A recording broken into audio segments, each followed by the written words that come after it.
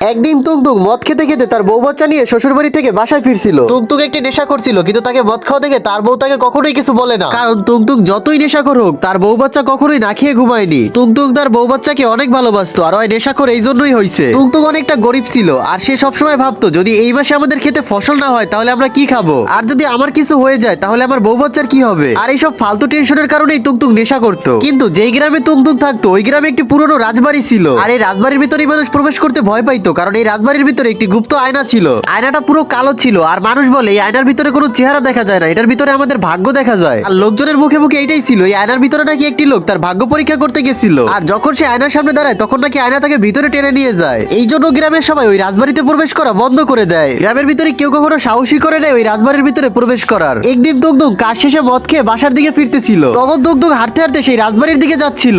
রাজবাড়ি দেখে তুংতুং মনে মনে ভাবতে থাকে যদি এর ভিতরে একটি আয়না থাকে আর সেই আয়না যদি ভবিষ্যৎ দেখায় তাহলে মানুষ এটাকে এত ভয় কেন পায়। এইসব কথা ভাবতে ভাবতে তুংতুং সেই রাজবাড়ির ভিতরে প্রবেশ করে। তুংতুং এই সময় নেশায় ছিল, তাই তার মনের ভিতরে কোনো ভয় ডর ছিল না, আর তার মাথায় ছিল না যে ওই আয়না শুধু ভবিষ্যৎ না, ওর ভিতরে মানুষও টেনে নিয়ে যায়। তুংতুং দৌড়াতে দৌড়াতে ওই রুমের ভিতরে চলে আসে, আর সেই কালো আয়নার সামনে দাঁড়ায়। তুংতুং মনে মনে কান্না করতেছিল আর ভাবতেছিল এই আয়না জানি আমাকে ভালো কিছুই দেখায়, আমি জানি আমার বউ বাচ্চার জন্য কিছু একটা করে তারপর মরতে পারি, আর ওদের জানি কখনো না খেয়ে শুতে হয়। তখনই আয়নার ভিতরে তুংতুংয়ের ছবি দেখা যায় না, দেখা যায় যে তুংতুংয়ের ক্ষেতে অনেক সুন্দর ধান হইছে, আর অল্প কিছু দিনের ভিতরেই সেই ধানগুলো পেকে গেছে, আর তুংতুংয়ের বাসা থেকে অনেক হাসি খুশির আওয়াজ আসতেছে। তুংতুং খুশিতে তার চোখে পানি চলে আসে, আর আয়নাকে সালাম দিয়ে সেইখান থেকে চলে যায়। আর এইসব লুকিয়ে লুকিয়ে একটি চোর বাইরে থেকে দেখতে থাকে, আর চোরটি মনে মনে ভাবে যে গ্রামের লোক এইসব ফাও কথা বলছে, এই আয়নার ভিতরে তো ভালো কিছু দেখায়, আমিও আমার ভবিষ্যতে এই আয়নার ভিতরে দেখবো। গ্রামের মানুষ তার নিজের স্বার্থে এটাকে ব্যবহার করতো, আর আমাদেরকে বলতো যে এর ভিতরে নাকি মানুষ নিয়ে যায়। এইসব কথা বলে চোরটি সেই আয়নার সামনে দাঁড়ায়, আর চোরটি আয়নার সামনে বলে আমি ব্যাংক লুট করবো, সবার ঘর আমি চুরি করবো, আর আমি অনেক বড় কোটিপতি হব, সবাই আমাকে সম্মান করবে।